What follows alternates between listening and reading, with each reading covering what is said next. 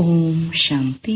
25/1/2026 அவ்யக்த பாப்தாதா. திருப்புதல் தேதி 2/4/2008. இந்த வருடம் 4 பாடத்திலும் அனுபவத்தின் அதிகாரி ஆகுங்கள். லட்சியம் மற்றும் லட்சணத்தில் சமமானவர் ஆகுங்கள். இன்று பாப்தாதா நாலாபுறங்களிலும் உள்ள தன்னுடைய திருப்தியின் மணிகளை பார்த்து கொண்டு இருக்கிறார். ஒவ்வொருவரின் முகத்திலும் திருப்தியின் ஜொலிப்பு தென்படுகிறது. திருப்தியின் மணிகள் தனக்கும் அன்பானவர்களாக இருப்பார்கள், தந்தைக்கும் அன்பானவர்களாக இருப்பார்கள், குடும்பத்திற்கு அன்பானவர்களாக இருப்பார்கள். ஏனென்றால் திருப்தி என்பது மகான் சக்தியாகும். அனைத்து பிராப்திகளும் நிறைந்து இருக்கும் பொழுதுதான் திருப்தி தாரணை ஆகும். ஒருவேளை பிராப்திகள் குறைவாக இருந்தால் திருப்தியும் கூட குறைவாக இருக்கிறது. திருப்தி மற்றும் சக்திகளையும் கூட தூண்டிவிடப்படுகிறது. திருப்தியான சூழ்நிலை மற்றவர்களுக்கும் கூட சக்திக்கு தகுந்தவாறு திருப்தியின் அதிர்வலைகளை கொடுக்கிறது. யார் திருப்தியாக இருக்கிறார்களோ அவர்களின் அடையாளம் மகிழ்ச்சியாக தென்படுகிறார்கள். எப்பொழுதுமே முகம் இயல்பாகவே புன்முறுவலுடன் இருக்கும். திருப்தியான ஆத்மாவிற்கு முன்னால் எந்த ஒரு பிரச்சனையும் சுயத்தின் மனநிலையை அசைக்க முடியாது. எவ்வளவு பெரிய பிரச்சனையாக இருந்தாலும் திருப்தியான ஆத்மாவிற்கு அது ஒரு கார்ட்டூன் ஷோவை போன்ற விளையாட்டாக தென்படும். ஆகையால் அப்படிப்பட்ட சூழ்நிலையில் குழப்பத்தில் வருவது இல்லை. மேலும் பிரச்சனைகள் அவர்கள் மீது போர் புரியாது, அது தோல்வி அடைந்து விடுகிறது. ஆகையால் அதீந்திரிய சுகத்தின் மனதிற்கு இதமான வாழ்க்கையை அனுபவம் செய்கிறார்கள். எனவே ஒவ்வொருவரும் தன்னை சோதனை செய்யுங்கள். சோதனை செய்ய வருகிறது அல்லவா? வருகிறதா? யாருக்கு தன்னை சோதனை செய்ய வருகிறது? மற்றவர்களை அல்ல, தன்னை சோதனை செய்ய தெரிகிறதா? அவர்கள் கைகளை உயர்த்துங்கள். சோதனை செய்ய வருகிறதா? நல்லது, வாழ்த்துக்கள். பாப்தாதாவின் வரதானமும் ஒவ்வொரு குழந்தைகளுக்கும் தினம்தோறும் அமிர்த வேளையில் விதவிதமான ரூபத்தில் மகிழ்ச்சியாக இருங்கள், ஆசீர்வாதங்களை பெறுங்கள் என்று கிடைக்கிறது. தினம்தோறும் கொடுக்கும் வரதானம் அனைவருக்கும் கிடைக்கிறது. பாப்தாதா அனைவருக்கும் ஒன்று போலவே ஒன்றாகவே வரதானத்தை கொடுக்கிறார். ஆனால் எதில் வித்தியாசம் ஏற்படுகிறது? வரிசைப்படியாக ஏன் ஏற்படுகிறது? வள்ளலும் ஒருவரே, பரிசு பொருளும் ஒன்றுதான். சிலருக்கு அதிகமாகவும் சிலருக்கு குறைவாகவும் கொடுப்பது கிடையாது. பரந்த மனதோடுதான் கொடுக்கிறார். ஆனால் என்ன வித்தியாசம் ஏற்படுகிறது? இதன் வித்தியாசம் அனைவருக்கும் தெரிகிறது. ஏனென்றால் இதுவரை பாப்தாதாவிடம் இந்த ஒரு சப்தம் வருகிறது. என்னவென்று தெரியும் அல்லவா? அவ்வப்பொழுது சிறிதளவு இந்த ஒரு சப்தம் கூடவே வருகிறது. பிராமண ஆத்மாக்களின் வாழ்க்கை என்ற அகராதியில் இந்த 2 வார்த்தைகள் நீங்க வேண்டும் என்று பாப்தாதா கூறுகிறார். அழிவற்ற பாபா இருக்கிறார், அழிவற்ற பொக்கிஷம் இருக்கிறது. நீங்கள் அனைவரும் கூட அழிவற்ற சிரேஷ்ட ஆத்மாக்களாக இருக்கிறீர்கள். அந்த வார்த்தை என்னவாக இருக்கும்? அவ்வப்பொழுது அல்லது எப்பொழுதும் ஒவ்வொரு பொக்கிஷத்தையும் சோதனை செய்யுங்கள். அனைத்து சக்திகளும் எப்பொழுதும் இருக்கிறதா? அனைத்து குணங்களும் எப்பொழுதும் இருக்கிறதா? உங்களுடைய பக்தர்கள் உங்கள் குணங்களை பாடும் பொழுது என்னவென்று சொல்லி பாடுகிறார்கள்? அவ்வப்பொழுது குணத்தின் வள்ளல் என்று பாடுகிறார்களா? பாப்தாதா ஒவ்வொரு வரதானத்திலும் எப்பொழுதும் என்ற வார்த்தையை தான் பாடுகிறார். எப்பொழுதும் சர்வசக்திவான், சில நேரம் சர்வசக்திவான், சில நேரம் சக்திவான் என்று கூறுகிறாரா? ஒவ்வொரு நேரமும் 2 வார்த்தைகள் நீங்கள் கூறுகிறீர்கள். பாபாவும் கூறுகிறார், சமமானவராக ஆகுங்கள். சிறிதளவு சமமானவராக ஆகுங்கள் என்று சொல்வது கிடையாது. சம்பன்னம் மற்றும் சம்பூர்ணம். குழந்தைகள் அவ்வப்பொழுது என்ன செய்கிறீர்கள்? பாப்தாதாவும் கூட விளையாட்டை பார்க்கிறார் அல்லவா? பாபா குழந்தைகளின் விளையாட்டை பார்த்து கொண்டே இருக்கிறார். குழந்தைகள் என்னவெல்லாம் செய்கிறார்கள்? ஒரு சிலர்தான், அனைவரும் அல்ல.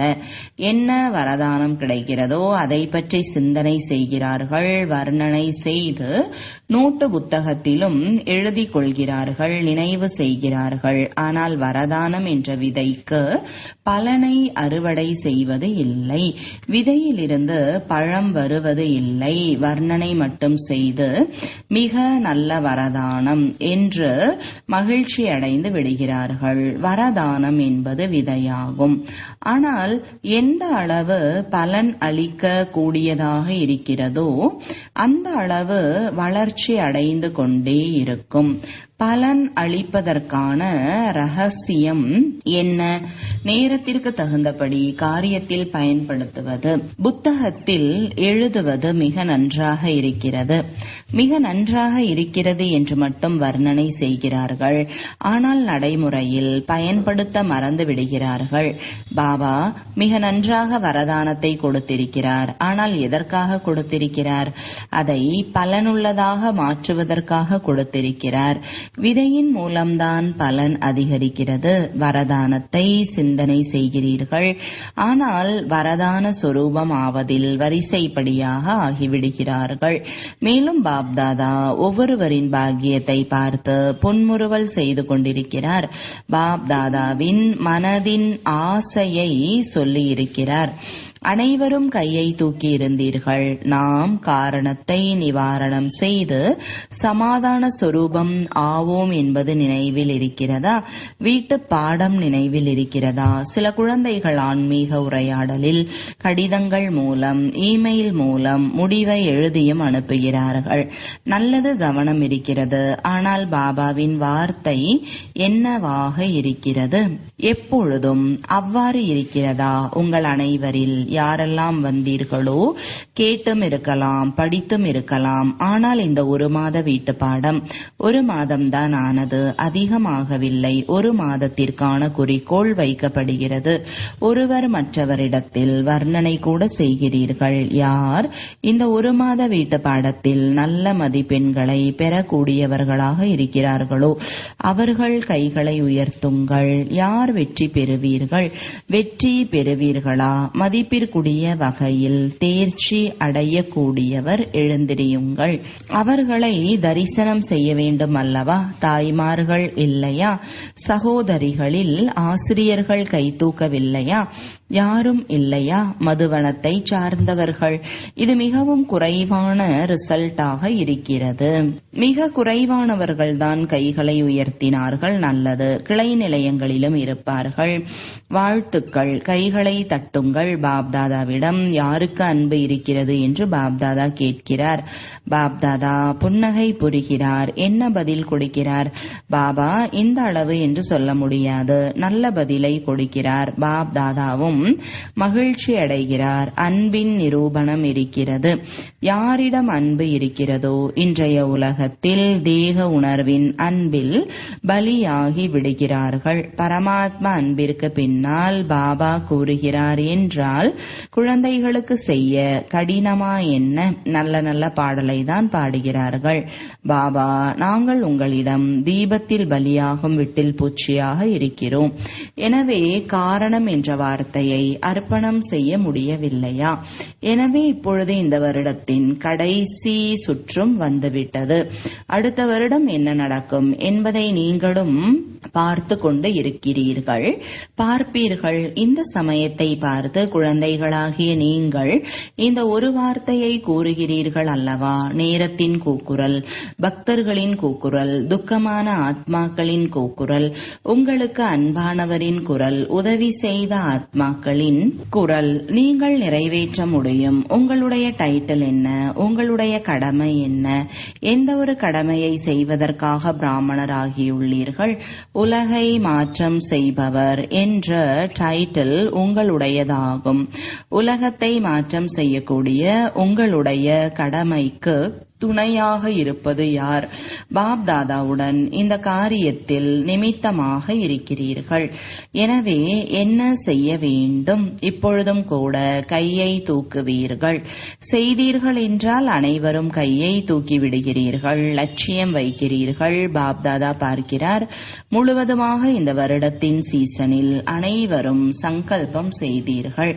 வெற்றிக்கான சாவி திடத்தன்மை. செய்தே ஆக வேண்டும். அதற்கு பதிலாக அவ்வப்பொழுது செய்து கொண்டிருக்கிறோம், போய்கொண்டு இருக்கிறது, செய்து விடுவோம். இந்த எண்ணம் திடத்தன்மையை சாதாரணமாக ஆக்கிவிடும். திடத்தன்மையில் காரணம் என்ற வார்த்தையே வராது, நிவாரணம் கிடைத்துவிடும். காரணம் வந்தாலும் கூட சோதனை செய்யும் பொழுது காரணம் நிவாரணமாகிவிடும். பாப்தாதா முடிவை சோதனை செய்யும் பொழுது என்ன பார்த்தார்? ஞானம், யோகம், தாரணை, சொரூபம், சேவாதாரி. இந்த 4 பாடத்திலும் ஒவ்வொருவரும் அவரவர் தகுதிக்கு ஏற்றவாறு ஞானத்தை, யோகத்தை, தாரணையை செய்து கொண்டிருக்கிறார்கள். சேவையும் கூட செய்து கொண்டு இருக்கிறார்கள். ஆனால் 4 பாடத்திலும் அனுபவ ரூபத்தில், அனுபவத்தின் அதிகாரத்தில் குறைபாடு தென்படுகிறது. அனுபவ சொரூபம், ஞான சொரூபத்திலும் கூட அனுபவ சொரூபம் என்றால் ஞானத்தை சொல்கின்றோம். எனவே அனுபவ மூர்த்தி என்றால் ஞானம். என்ன செய்ய வேண்டும், என்ன செய்யக்கூடாது? ஞானத்தின் ஒளி மற்றும் சக்தி. எனவே அனுபவ சொரூபம் என்றாலே ஞானம் நிறைந்த ஆத்மாவின் ஒவ்வொரு செயலும் ஒளி மற்றும் சக்தி நிறைந்ததாக இயல்பாகவே இருக்க வேண்டும். ஞானி என்றாலே ஞானம் நிறைந்தவர். ஞானத்தை தெரிந்து கொள்வது, வர்ணனை செய்வதன் கூடவே ஒவ்வொரு செயலிலும் லைட் அண்ட் மைட்டாக இருக்க வேண்டும். அனுபவ சொரூபத்தின் மூலம் ஒவ்வொரு செயலும் இயல்பாக சிரேஷ்டமானதாக மற்றும் வெற்றி பெறும். கடின உழைப்பு செய்ய வேண்டி இருக்காது. ஏனென்றால் ஞானத்தின் அனுபவசாலியாக இருக்கிறீர்கள். அனுபவத்தின் அதிகாரம் அனைத்து அதிகாரத்தை விடவும் சிறந்தது. ஞானத்தை தெரிந்து கொள்வதற்கும் ஞான சொரூபத்தின் அதிகாரத்தில் இருந்து ஒவ்வொரு செயலை செய்வதற்கும் வித்தியாசம் இருக்கிறது. அனுபவசாலியாக இருக்கிறீர்களா? சோதனை செய்யுங்கள். 4 பாடத்திலும் ஆத்மாவாக இருக்கிறேன், ஆனால் அனுபவ சொரூபமாக இருந்து காரியம் செய்கின்றீர்களா? அனுபவத்தின் அதிகாரம் என்ற இருக்கையில் அமர்ந்து இருந்தால் சிரேஷ்ட காரியம், வெற்றி சொரூபம் நிறைந்த செயலின் அதிகாரத்திற்கு முன்னால் இயல்பாகவே தென்படும். யோசிக்கிறீர்கள், ஆனால் அனுபவ சொரூபம் ஆக வேண்டும். யோகம் நிறைந்தவர், ரகசியங்களை அறிந்தவர் என்பது இயல்பாக இருக்கும். தாரணையிலும் கூட அனைத்து குணங்களும் தானாகவே ஒவ்வொரு செயலிலும் தென்படும். தாரணையில் கூட அனைத்து குணங்களும் தானாகவே ஒவ்வொரு செயலிலும் தென்படும். அப்படிப்பட்ட அனுபவ சொரூபத்தில் எப்பொழுதும் இருக்க வேண்டும். அனுபவம் என்ற இருக்கையில் செட்டாக வேண்டும். இதில் கவனம் வைக்க வேண்டும். இது அவசியமாக இருக்கிறது. அனுபவத்தின் அதிகாரி என்ற இருக்கை மிகவும் மகான் தன்மை நிறைந்தது. அனுபவசாலியை மாயை அழிக்க முடியாது. மாயையின் அதிகாரத்தை விட அனுபவசாலியின் அதிகாரம் கோடி மடங்கு உயர்ந்தது. யோசிப்பது தனி, சிந்தனை செய்வது தனி. அனுபவம் நிறைந்தவராக இருந்து நடந்து கொள்வது இப்பொழுது இதன் அவசியம் இருக்கிறது. இந்த வருடத்தில் என்ன செய்வீர்கள்? பாப் தாதா பார்க்கிறார். ஒரு பாடத்தில் அதிகப்படியாக தேர்ச்சி பெற்றுள்ளார். அந்த பாடம் என்ன? சேவை என்ற பாடத்தில் நாலாபுரத்தில் இருந்தும் பாப் தாதாவிடம் சேவைக்கான மிக நல்ல நல்ல செய்திகள் வருகின்றன. மேலும் ஊக்கம் உற்சாகமான செய்திகள் இந்த வருடத்தின் கணக்குப்படி நன்றாக காண்பித்துள்ளீர்கள்.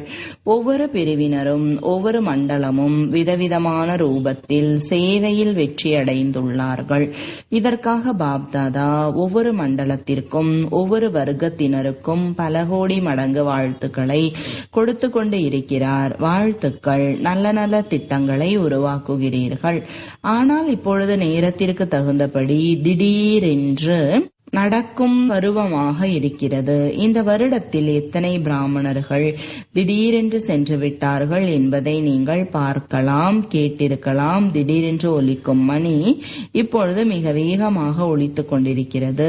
அதன்படி இப்பொழுது இந்த வருடத்தில் 4 பாடத்திலும் அனுபவ சொரூபமாக எவ்வளவு ஆகியிருக்கின்றேன். ஏனென்றால் 4 பாடத்திலும் நல்ல மதிப்பெண் பெற வேண்டும். ஒருவேளை ஏதாவது ஒரு பாடத்தில் தேர்ச்சிக்கான மதிப்பெண் குறைவாக இருந்தால் மதிப்பிற்குரிய வகையில் தேர்ச்சி அடைபவரின் மாலை பாப்தாதாவின் கழுத்தின் மணி மாலையாக எப்படி ஆவீர்கள்?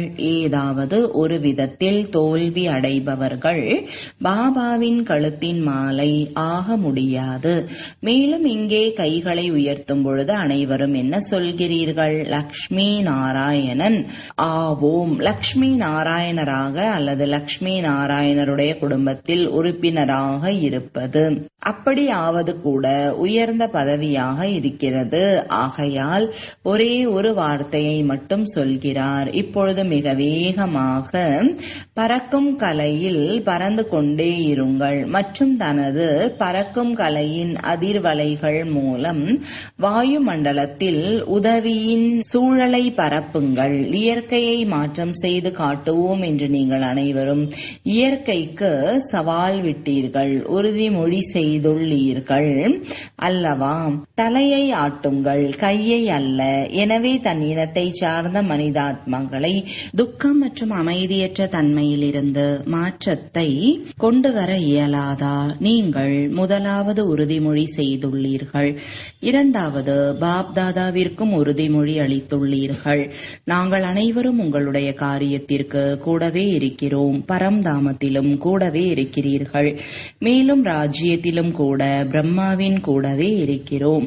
இந்த உறுதிமொழியை செய்தீர்கள் அல்லவா? எனவே கூடவே வருவோம், கூடவே இருப்போம், மேலும் இப்பொழுதும் கூடவே இருக்கிறோம். எனவே பாபாவின் சமிஞ்சைப்படி நேரத்திற்கு ஏற்றாற்போல் நடைமுறையில் பார்த்து கொண்டிருக்கிறோம். திடீரென்று மற்றும் எவரடி தாதிஜி அவர்கள் சென்று விடுவார்கள் என்று நினைத்தீர்களா என்ன? திடீரென்று விளையாட்டை பார்த்தீர்கள் தானே? இந்த வருடத்தில் தயாராக இருக்க வேண்டும். பாபாவின் மனதின் விருப்பங்களை நிறைவேற்றக்கூடிய ஆசைகளின் தீபமாக ஆகியே தீர வேண்டும். பாபாவின் விருப்பங்களை அறிந்துள்ளீர்கள். ஆக வேண்டுமா? ஆகிவிடலாம், பார்த்து கொள்ளலாம். யார் ஆகியே தீர வேண்டும் என்று புரிந்துள்ளீர்களோ அவர்கள் கைகளை உயர்த்துங்கள். கேமராவில் வந்து கொண்டுள்ளீர்கள். பாப்தாதாவை மிகவும் நன்றாக மகிழ்ச்சிப்படுத்துகிறீர்கள். பாப்தாதாவும் கூட குழந்தைகள் இல்லாமல் தனியாக செல்ல முடியாது. பாருங்கள், பிரம்மா பாபாவும் கூட குழந்தைகளாகிய உங்களுக்காக முக்தியின் கதவை திறப்பதற்காக காத்து கொண்டிருக்கிறார். அட்வான்ஸ் பார்ட்டியை சார்ந்தவர்களும் காத்து கொண்டு இருக்கிறார்கள். நீங்கள் ஏற்பாடு செய்யக்கூடியவர்களாக இருக்கிறீர்கள். நீங்கள் காத்து கொண்டு இருப்பவர்கள் அல்ல, ஏற்பாடு செய்பவர்கள். அதனால் இந்த வருடம் லட்சியம் வையுங்கள். ஆனால் லட்சியம் மற்றும் லட்சணத்தை சமமாக வையுங்கள். லட்சியம் உயர்ந்ததாக இருக்கிறது, ஆனால் லட்சணத்தில் குறைபாடு இருக்கிறது என்பது போல அல்ல. லட்சியம் மற்றும் லட்சணத்தை சமமாக வைக்க வேண்டும். உங்களுடைய மனதின் ஆசை சமமானவர் ஆவது மற்றும் லட்சியம் மற்றும் லட்சணம் சமமாக இருக்கும் பொழுதுதான் இந்த ஆசை நிறைவேறும். இப்பொழுது லட்சியம் மற்றும் லட்சணத்தில் சிறிது வித்தியாசம் இருக்கிறது. மிக நன்றாக திட்டங்களை உருவாக்குகிறீர்கள். தங்களுக்குள் மிக நன்றாக ஆன்மீக உரையாடல் செய்கிறீர்கள். ஒருவர் மற்றவருக்கு கவனத்தை கொடுக்கிறீர்கள். இப்பொழுது திட தன்மை நமது பிறப்புரிமை. இந்த எண்ணத்தை அனுபவ சொரூபத்தில் கொண்டு வாருங்கள். எதை சொல்கிறேனோ அதை அனுபவத்தில் கொண்டு வருகிறேனா என சோதனை செய்யுங்கள். நான் ஓர் ஆத்மா என்ற முதல் வார்த்தையை சோதனை செய்யுங்கள். ஆத்மஸ்வரூபத்தின் அனுபவபூர்வமாக அதிகார சொரூபமாக இருக்கிறேன். ஏனென்றால் அனுபவத்தின் அதிகாரம்தான் முதல் நம்பராக இருக்கிறது. எப்படிப்பட்ட சூழ்நிலையிலும் சுயநிலையில் நிலைத்திருக்க முடிகின்றதா? மனதின் ஒருமுகப்படுத்தும் தன்மை நன்றாக இருக்கிறது. 3 புள்ளிகளின் நினைவு சொரூபத்தில் இருக்க முடியும் அல்லவா? முற்றுப்புள்ளி போதும், நல்லது. இப்பொழுது ஒரு நொடியில் நான் பாப்தாதாவின் இதய சிம்மாசனத்திற்கு அதிகாரி என்ற உயர்ந்த சுயமரியாதையில் உள்ளேன். இந்த ஆன்மீக சுயமரியாதையின் போதையில் நிலைத்திருங்கள். நான் இதய சிம்மாசனதாரி ஆத்மா. இந்த அனுபவத்தின் அன்பில் மூழ்கி விடுங்கள். நல்லது.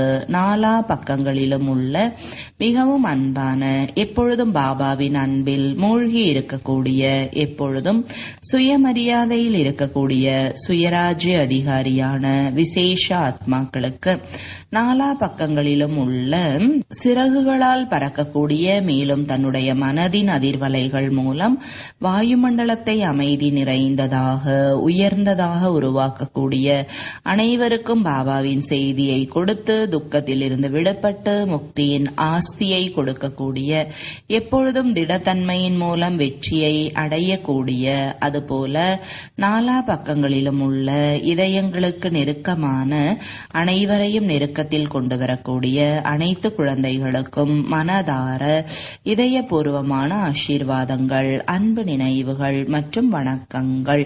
ஆன்மீக தந்தைக்கு ஆன்மீக குழந்தைகளின் அன்பு நினைவுகளும் வணக்கங்களும். வரதானம்: தர்மம் மற்றும் கர்மம் இரண்டும் சரியாக சமநிலையில் வைக்கக்கூடிய திவ்ய மற்றும் சிரேஷ்டமான புத்தி நிறைந்தவர் ஆகுக. விளக்கம்: செயல்களை செய்யும் பொழுது தர்மம், அதாவது தாரணையும் முழுமையாக இருந்தால், தர்மம் மற்றும் கர்மத்தின் சமநிலை சரியாக இருந்தால்தான் தாக்கம் ஏற்படும். காரியங்கள் முடிந்த பிறகு தாரணை நினைவில் வருகிறது என்பது அல்ல. புத்தியில் 2 விஷயங்களும் சமமாக சரியாக இருத்தல்.